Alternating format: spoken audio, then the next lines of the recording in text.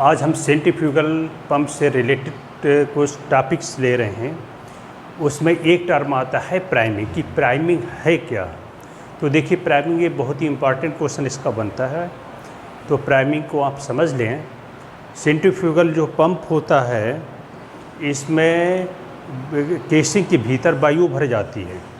अगर वायु भरी होगी तो पंप को स्टार्ट कर दिया जाए, पंप से निकलने वाले पानी की मात्रा कम होगी, पंप से पानी खूब नहीं निकलेगा।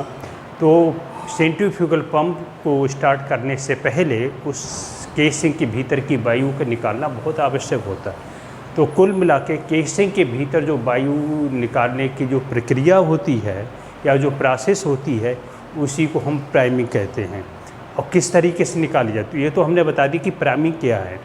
सेंट्रीफ्यूगल पंप में केसिंग के भीतर की वायु को निकालने की जो प्रक्रिया होती है, उसको प्राइमिंग कहते हैं। तो प्राइमिंग कैसे करते हैं?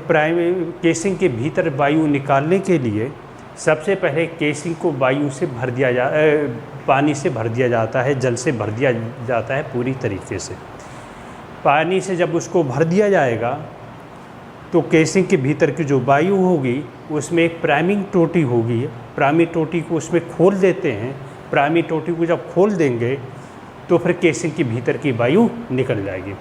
फिर इसके बाद में जब वायु बाहर निकल जाएगी तभी प्राइमिंग टोटी को हम बंद कर देंगे। अब आप समझ लें केसिंग के भीतर कोई वायु प्रेजेंट नहीं है। अब आप पंप को स्टार्ट कर लें। स्टार्ट करने से केसिंग के भीतर अब वायु नहीं आएगी। तो प्राइमिंग क्या है? केसिंग के भीतर वायु निकालने की जो प्रोसेस होती है, उसको प्राइमिंग कहते हैं।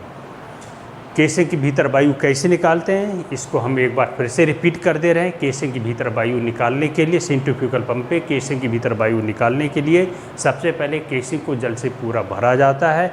इसके बाद प्राइमिंग टोटी को खोल दिया जाता है। इसे प्राइमिंग टोटी की खोलने से केसिंग के भीतर की वायु बाहर निकल जाती है। फिर प्राइमिंग टोटी को बंद कर देते हैं और इस तरीके से केसिंग के भीतर पूरी वायु निकल जाती है। अब सेंट्रीफ्यूगल पंप को स्टार्ट करने से केसिंग के भीतर वायु दोबारा नहीं आएगी। तो ये तो हो गई इसकी प्राइमिंग।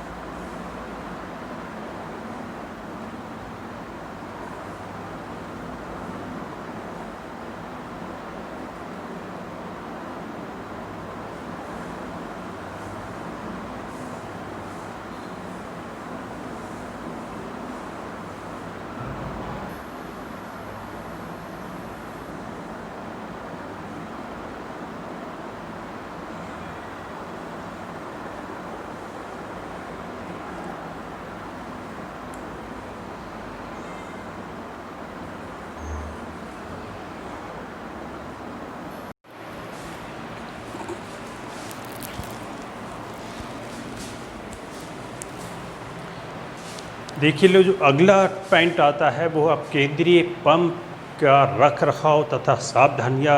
अब केंद्रीय पंप में कौन कौन से हमको सावधानी बरतनी चाहिए, उनका किस तरीके से रख रखाव, उनकी सुरक्षा किस तरीके से की जाए। तो सबसे पहला पॉइंट आता है, जो सेंट्रीफ्यूगल पंप होता है उसको बेड प्लेट के ऊपर रखा जाता है। बेड प्लेट, एक प्लेट को हम एक जो ज़मीन पे प्लेटफॉर्म बना होता है उस पर नट और बोल्ट की सहायता से कस देते हैं। तो सबसे पहला काम है नट बोल्ट की सहायता, जो कसा होता है उसके जो पेच हैं, नट बोल्ट हैं, वे टाइट होने चाहिए। अगर वे ढीले हैं तो उनको कस दें, क्योंकि अगर ढीले होंगे तो सेंट्रीफ्यूगल पंप को स्टार्ट करने पर आवाज़ उत्पन्न होगी। तो पहला काम है कि जो बेड प्लेट है, बेड प्लेट के नट बोल्ट कसे होने चाहिए। नट बोल्ट कसे होने चाहिए। ये तो पहला पॉइंट आ गया, पहली सावधानी। दूसरी सावधानी, जो सेंट्रीफ्यूगल पंप है उसके बेरिंग में ऑयलिंग और ग्रीसिंग करते रहना चाहिए। अगर ऑयलिंग और ग्रीसिंग नहीं की जाएगी तो बेरिंग्स भी जल्दी घिस जाएंगे। तो अगले जो सुरक्षा की जो पॉइंट्स आता है, क्या जो बेरिंग है, सॉफ्ट बेरिंग है, उस पर ऑयलिंग और ग्रीसिंग करते रहने चाहिए। सॉफ्ट बेरिंग की क्या करनी चाहिए? ऑयलिंग या फिर ग्रीसिंग करते रहना चाहिए।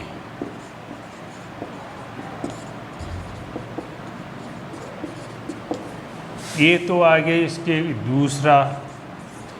तीसरा जो पॉइंट आता है, आपको देख लेना चाहिए कि जो केसिंग है, केसिंग के भीतर कहीं मिट्टी की कण तो उपस्थित नहीं है।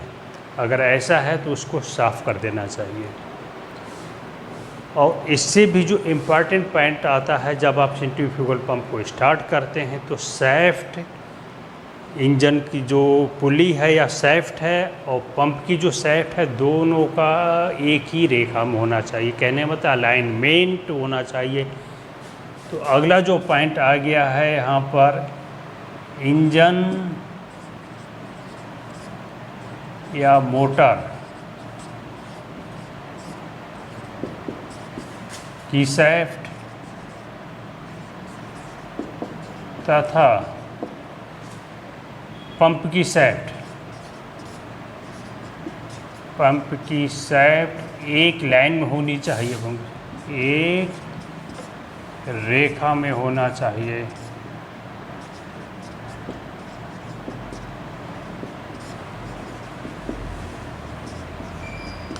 ये तो अगला पॉइंट आ गया। और जब सेंट्रीफ्यूगल पंप को स्टार्ट करते हैं तो उसकी जो सैफ्ट होती है वो घिस जाती है। इस बात का निरीक्षण करते रहना चाहिए कि सैफ्ट है, कहीं उसमें अधिक घिसावट तो नहीं होगी। किसका निरीक्षण करना चाहिए? जो सैफ्ट है कि घिसाव का निरीक्षण करते रहना चाहिए। निरीक्षण करते रहना चाहिए।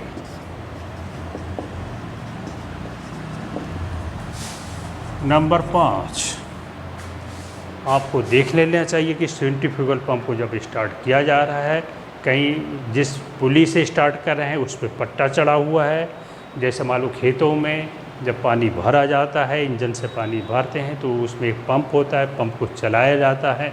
पंप को एक पट्टे से चलाते हैं, पट्टा चला रहे हैं, वो पट्टा कहीं ढीला ना, अगर पंप का जो पट्टा है, पंप जो पट्टा चढ़ा हुआ है जिससे वो चलाया जा रहा है वो ढीला है तो पंप से पानी कम निकलेगा। तो कहने का मतलब इम्पेलर की सैफ्ट जिससे घुमाई जा रही है उसका जो पट्टा है वो कसा होना चाहिए। तो पंप के इम्पेलर, जो इम्पेलर है को घुमाने वाले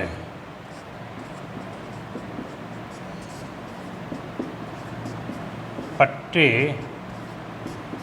या बी बेल्ट से भी घुमाए जाते हैं। टाइट होने से, बी बेल्ट कसे होने चाहिए।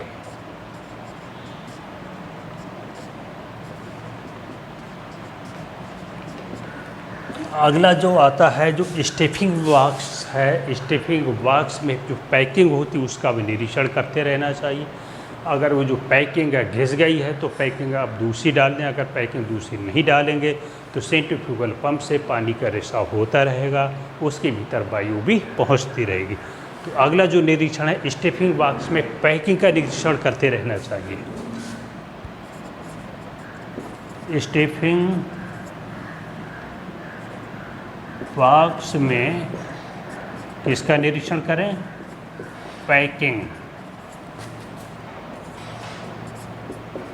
का निरीक्षण करते रहना चाहिए।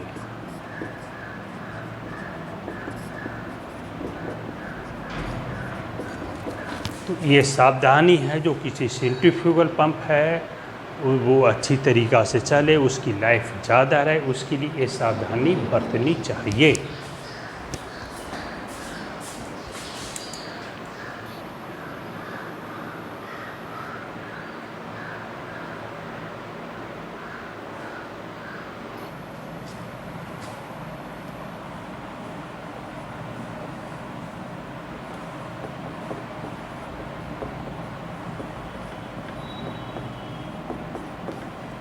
स्टार्ट कर दी क्या? पंप में आने वाली कठिनाइयाँ और उनका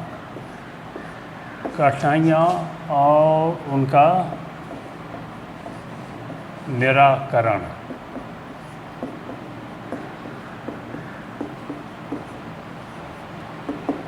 देखिए, जब भी सेंट्रीफ्यूगल पंप को चलाया जाता है तो कुछ कठिनाइयाँ आती हैं। उन कठिनाइयों का निराकरण किस तरीके से, कौन कौन से उसमें कठिनाइयाँ आती हैं। सबसे पहली तो कठिनाई ये आती है कि पंप को हम चला रहे हैं, पंप हमारा चल रहा है, लेकिन निकलने वाले पानी की मात्रा कम है। पंप से पानी कम निकल रहा है, पानी कम निकल रहा है, कहने का मतलब पंप चल रहा है लेकिन उससे निकलने वाली पानी की मात्रा कम। ये तो पहली प्रॉब्लम हो सकती है, पहली परेशानी। दूसरी जो परेशानी आती है, पंप को चलाने पर उसमें आवाज़ बहुत ज़्यादा हो रही है। पंप को चलाने पर आवाज़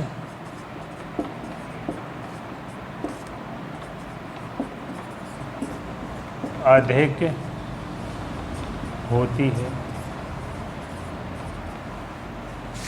तीसरी जो परेशानी हो सकती है, पंप को चला रहे हैं, पंप को चलाने पर मालूम पड़ेगी शक्ति तो बहुत ज़्यादा खर्च हो रही है लेकिन पानी की मात्रा कम है। कहने लगे पंप को चलाने पर अधिक शक्ति खर्च होती है। पंप को चलाने पर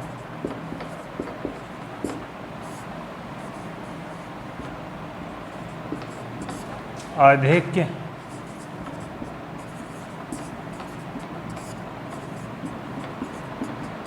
शक्ति व्यय होती है। तो अभी हमने 3 कठिनाई बताई थी। पहली, पंप से पानी कम आ रहा है। दूसरा बताया है कि पंप को चलाने पर आवाज़ ज़्यादा हो रही। तीसरी कठिनाई बताई कि पंप को चलाने पर अधिक शक्ति व्यय होती है। और ये भी हो सकता है कि पानी ही नहीं निकल रहा है, पंप से पानी नहीं निकल रहा है। चला तो दिया लेकिन पानी निकल ही नहीं रहा है।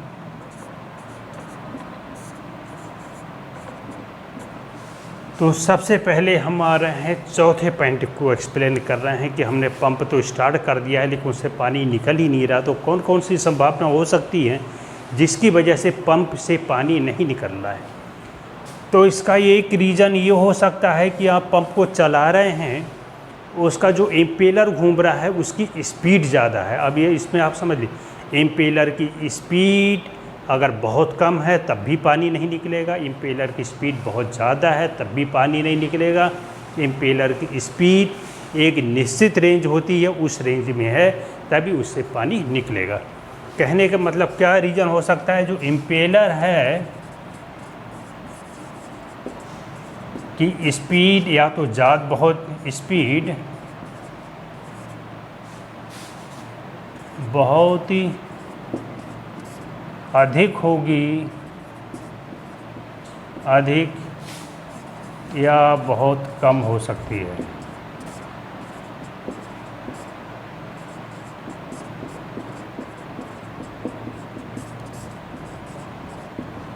तो ये तो पहला पॉइंट, पहला रीज़न हो गया कि आपने सेंट्रीफ्यूगल पंप को स्टार्ट कर दिया लेकिन पानी नहीं निकल रहा है। तो कहने का मतलब वो जो इम्पेलर की स्पीड है या तो बहुत ज़्यादा होगी या बहुत कम होगी, तो इम्पेलर से पानी, सेंट्रीफ्यूगल पंप से पानी नहीं निकलेगा। दूसरा रीज़न ये हो सकता है कि जो केसिंग है, केसिंग में वायु का रिसाव हो सकता है। कहने अब केसिंग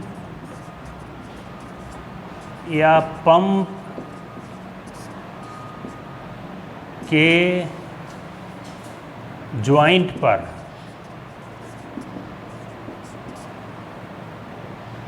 वायु का रिसाव हो सकता है।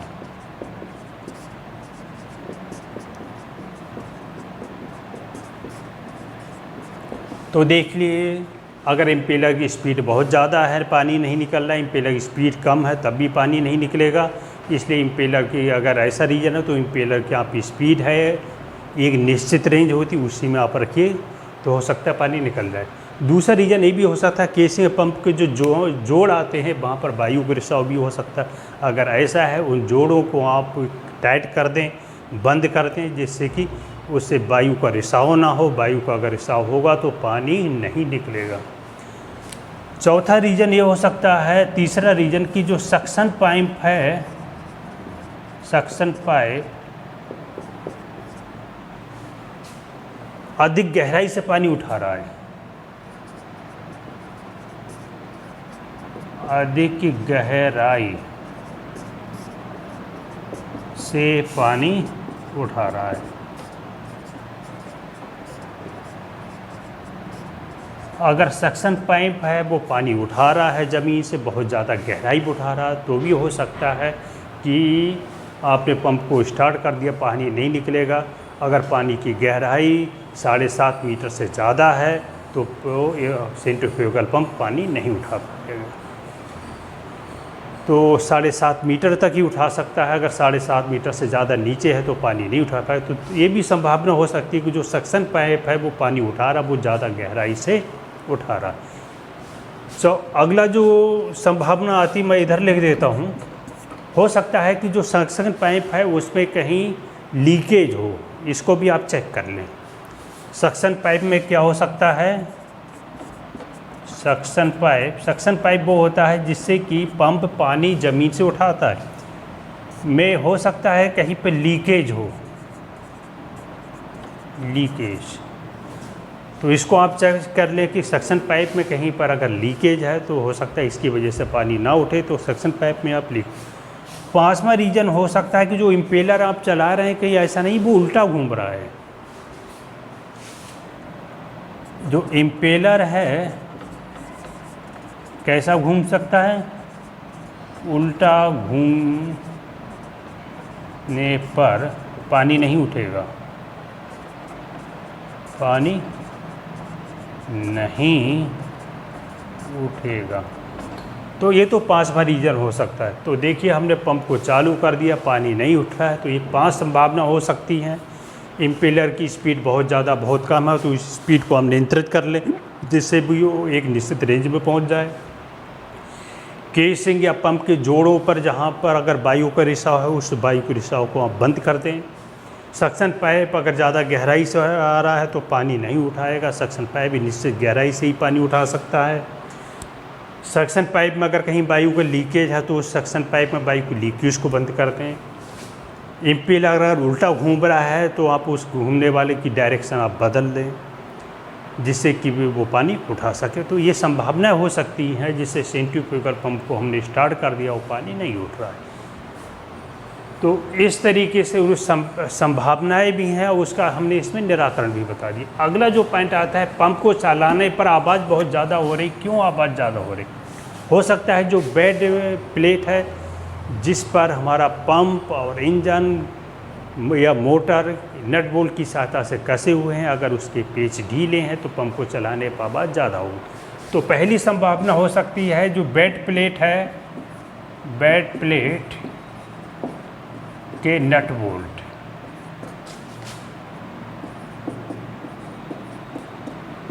का ढीला होना। तो बेड प्लेट के आप नट बोल्ट को आप चेक कर लें, बेड प्लेट के अगर नट बोल्ट ढीले हैं तो उनको कस दें। दूसरा ये भी हो सकता है कि जो केसिंग है, केसिंग में मिट्टी के कण, केसिंग में मिट्टी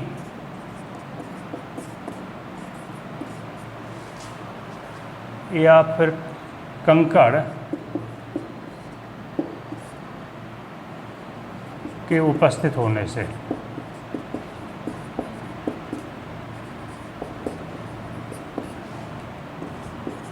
केसिंग में अगर मिट्टी या कंकड़ के उपस्थित है, उसको आप चलाएंगे, उसमें आवाज़ होगी। अगर ऐसा है तो आप केसिंग को आप चेक कर लें, कहीं उसमें मिट्टी या कंकड़ तो प्रेजेंट नहीं है। ऐसा है तो उसको आप साफ़ कर दें। तीसरा रीज़न हो सकता है कि ऐसा नहीं बेरिंग टूट गई हो, बेरिंग का टूट जाना। बेरिंग है, अगर कहीं बेरिंग टूट गई है तब भी ये हो सकता है, तब भी आवाज़ ज़्यादा होगी। तो उसको आप चेक कर लें कि बेरिंग तो टूट नहीं है। अगर बेरिंग टूट गई हो तो उसको आप रिप्लेस कर दें। अगला जो होता है, जो शाफ्ट है, कि ऐसा नहीं कि वो मुड़ गई हो, शाफ्ट का मुड़ा होना। शाफ्ट अगर मुड़ गए तो चालू करेंगे सेंट्रीफ्यूगल पंप को तो आवाज़ पैदा हो सकती है। अगला जो रीज़न हो सकता है, जो बी बेल्ट है, कहीं ऐसा तो नहीं कि जो बी बेल्ट है वो ढीली है, तो ये संभावनाएं आती हैं। शाफ्ट है, अगर उसकी ढीली है तो उसको आप, या मुड़ी हुई है शाफ्ट, तो भी आवाज़ पैदा होगी। ऐसा है तो शाफ्ट को आप बदल दें या उसको सीधा कर लें। बेरिंग अगर टूट गई है तो उसको आप रिप्लेस कर दें। केसिंग में मिट्टी या कंकड़ प्रेजेंट तो केसिंग को आप साफ कर लें। बेल्ट प्लेट के अगर नट बोल्ट ढीले हैं तो नट बोल्ट को आप टाइट कर दें। अब आइए, अगला जो पॉइंट आया था, पंप को चलाने पर अधिक शक्ति व्यय हो रही है। हम पंप को चला रहे हैं, पानी निकल रहा है, लेकिन उसमें जो हमारा डीजल है बहुत ज़्यादा खर्च हो रहा है, बहुत ज़्यादा शक्ति खर्च हो रही, बहुत ज़्यादा लोड पड़ रहा है। तो इसमें क्या हो सकता है, एक स्टिफिंग बॉक्स है, उसमें आप ये चेक कर लें सबसे पहले कि उसमें जो पैकिंग है, ग्लेड पैकिंग है, कि वो बहुत ज़्यादा टाइट तो नहीं है। बहुत ज़्यादा टाइट होगी तो उसको जो शाफ्ट होगी वो टाइट चलेगी। तो बहुत ज़्यादा अगर लोड पड़ रहा है, बहुत ज़्यादा शक्ति खर्च हो रही है, तो उसमें सबसे पहला काम होता है स्टिफिंग बॉक्स में जो ग्लेड पैकिंग है उसको चेक कर लिया जाए, कहीं वो बहुत ज़्यादा टाइट तो नहीं, बहुत ज़्यादा कसी हुई तो नहीं है। दूसरा ये हो सकता है, बहुत ज़्यादा शक्ति खर्च हो रही है, कि ऐसा तो नहीं जो पानी उठाया जा रहा है बहुत ज़्यादा गहराई से उठा रहे हैं, तब भी ये हो सकता है। बहुत ज़्यादा गहराई से उठाएंगे तब भी लोड ज़्यादा पड़ेगा। तीसरा जो पॉइंट होता है, जो पानी निकल रहा है, पानी की मात्रा बहुत ज़्यादा है, निकलने वाले पानी की मात्रा बहुत ज़्यादा होगी, तब भी लोड ज़्यादा पड़ेगा। ज़्यादा पानी निकालेंगे क्लियर रूप से लोड ज़्यादा पड़ेगा, ज़्यादा शक्ति खर्च होगी। ये भी हो सकता है कि जो बेरिंग है, बेरिंग में हमारी आयलिंग वगैरह नहीं है, तो इससे शाफ्ट हमारी टाइट चलेगी, इसलिए बेरिंग का आप प्रॉपर तरीके से आयलिंग करते रहें। तो ये संभावना आ जाती है, इसमें अधिक शक्ति इसमें खर्च हो रही। अगर शाफ्ट मुड़ी हुई है तब भी अधिक लोड पड़ जाएगा, इसलिए शाफ्ट सीधी होनी चाहिए हर हालत में। तो ये 4 संभावनाएं हमने बता दी हैं जिसकी वजह से अधिक शक्ति खर्च हो सकती है।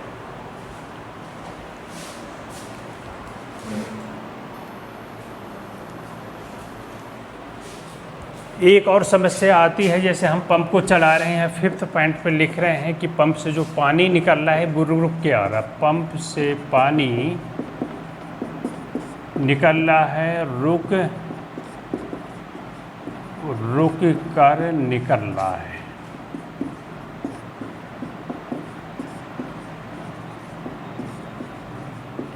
पंप से निकलने वाले जो पानी है वो रुक पे आ रहा है, तो उसका क्या रीज़न हो सकता है?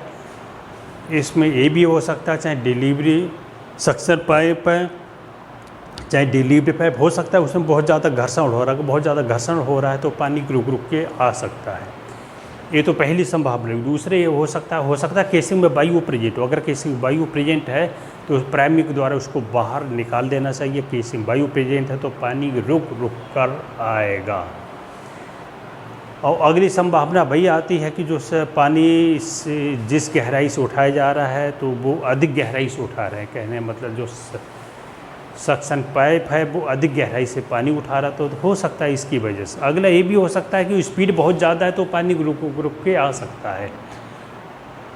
तो ये संभावना, अगर ये भी आप देख लें कहीं केसिंग के जोड़ या कहीं पर अगर पानी का रिसाव है या कहीं से वायु का लीकेज है तो पानी रुक रुक के आ सकता है। तो ये संभावनाएं होती है कि पानी रुक रुक के आ रहा है। कौन कौन से हो गई? नंबर 1, सक्शन पाइप, डीबली पाइप में उसमें घर्षण बहुत ज़्यादा है तो पानी रुक रुक के आएगा।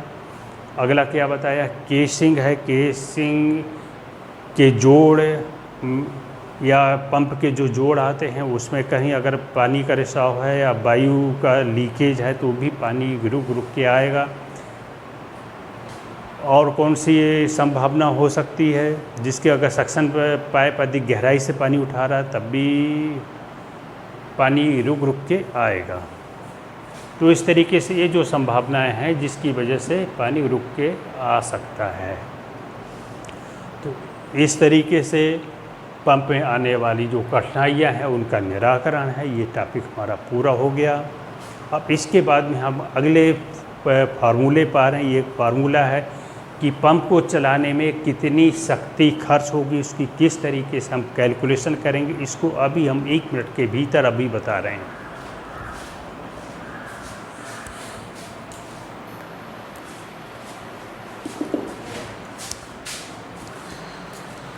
अब हम इसके लिए फार्मूला ड्राइव कर रहे हैं। मान ले रहे हैं कुछ सेंट्रीफ्यूगल पंप है, किसी पंप से 20 लीटर पानी निकल रहा है 1 मिनट में। पानी मान ले रहे हैं, जो माना पानी पंप से पानी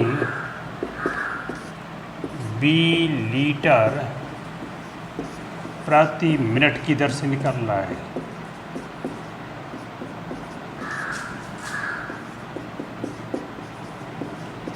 दर से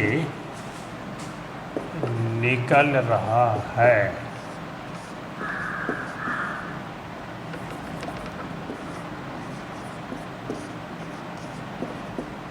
और ये मान ले है जो पानी उठाया जा रहा है वो h मीटर गहराई से उठाया जा रहा है। पहला पॉइंट मान ले रहे हैं जो पानी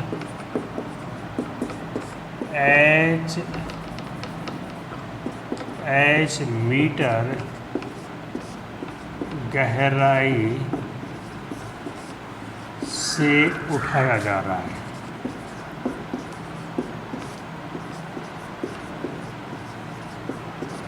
अब हम इसके लिए निकाल रहे हैं कि जो अश्व शक्ति है कि अश्व शक्ति के लिए क्या फार्मूला बनेगा। उस फार्मूला के यहाँ पर डेरिवेशन हो रहा है।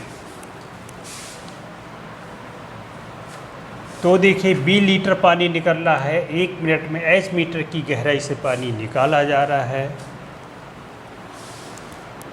तो 20 लीटर पानी का कितना वजन हो जाएगा? पानी जो उठाया जा रहा है h गहराई से और 1 मिनट में जो h मीटर ऊपर पहुंच जा रहा है,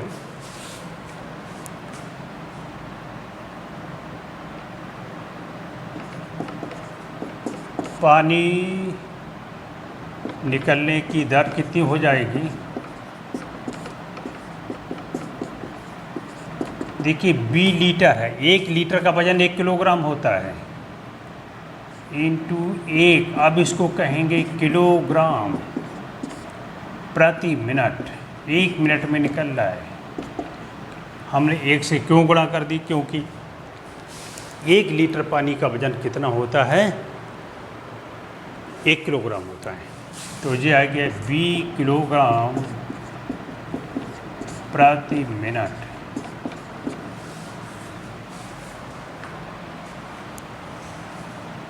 तो प्रति मिनट कितना कार्य किया जा रहा है? W वर्ग किया गया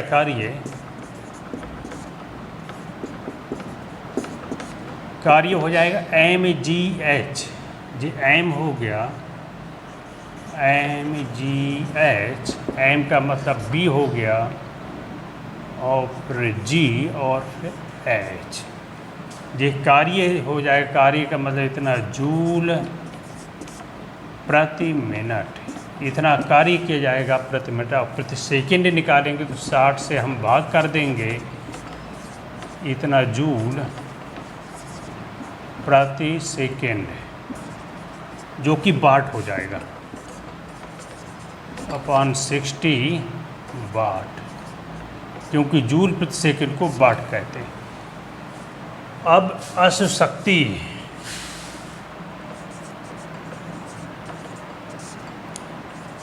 एक अशुशक्ति में 746 वाट होते हैं, तो इतने वाट में कितनी अशुशक्ति बनेगी। ये हमारा W हो गया।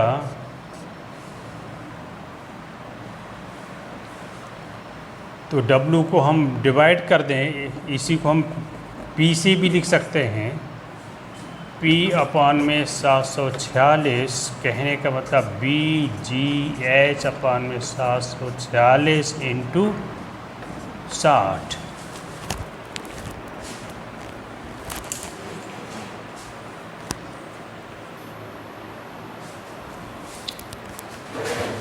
अब देखिए, हम G की वैल्यू इसमें रख दी जाए तो G की वैल्यू 10 मान ली जाए। वैसे 9.8 होती है, 10 ही मान ले रहे हैं।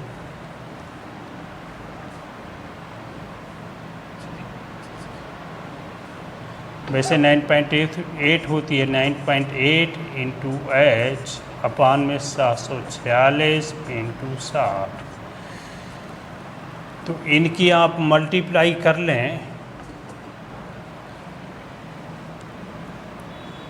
B दशमलव को हटा दें, डेसिमल को 600 हो जाएगा। और इसको काट ले छोटे नंबरों से, 2 से काट दे रहे हैं तो 300 और J हो गए 49।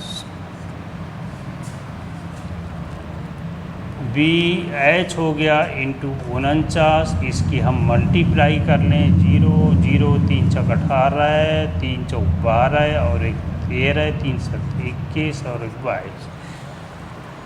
तो इसको हम ऐसे भी लिख सकते हैं, जो अशुशक्ति निकाल रहे हैं, हॉर्स पावर निकाल रहे हैं, तो BH 2B/22 3 8 00, इसको भाग कर दें 49 से। आप 49 इसको भाग करके देखिए, डिवाइड करके 2 2 3 8 00 को 4 बार जाएंगे। यहाँ पर 4 ने 36, 4 चौक 16, 3 19, 13 में से 6 गए 7, 11 में से 9 गए 2। यहाँ पर 5 आएगा। 5 ने 45, 5 चौक 20 और 4 24, 3 बचेंगे। 7 में से 4 गए 3 0। यहाँ पर 5 छक 30, 6 ने 54,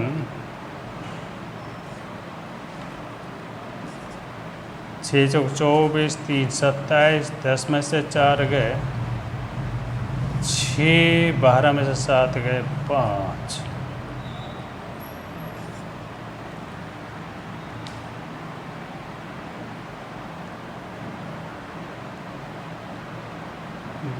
दस में से 4 गए 6, 12 में से 7 गए 5, 6 5 6 ने 54, 6 चौक 24, 5 29 आएगा। यहाँ पर 10 में से गए 4, 12 में से 9 गए 3, 5 ने 45, 7 चौक 34, 7 बार यहाँ पर आएगा। 7 ने 63, 7 चौक 28, 6 34। तो ये बन जाता है BH और यहाँ पर आ जाएगा 45 67। लेकिन जो ज़मीन से निकलने वाला पानी का वज़न होता है वो एग्जैक्टली 1 किलोग्राम नहीं होता, 1 किलोग्राम से कुछ ज़्यादा होता है, क्योंकि उसमें मिनरल्स मिले। तो जो प्योर वाटर होता है उसमें 1 लीटर पानी का वज़न 1 किलोग्राम होता है। ज़मीन से निकलने वाला जो पानी, उसमें मिनरल्स मिले होने की वजह से 1 किलोग्राम से ज़्यादा होता है। इसलिए यहाँ पर जो नियर अबाउट 4500 लेते हैं। तो कहने मतलब प्रति लीटर निकलने वाले पानी की मात्रा हो गई, जिस गहराई से पानी उठाया जा रहा है वो हो गया, और नीचे 4500, और ये आपका आ जाएगा हॉर्स पावर में। तो इस तरीके से आज के चैप्टर में सेंट्रीफ्यूगल पाइप का जो टॉपिक है ये ख़त्म हो रहा है। अब इसके बाद में जो बचे हुए टॉपिक हैं उसको हम अगली वीडियो में लेंगे।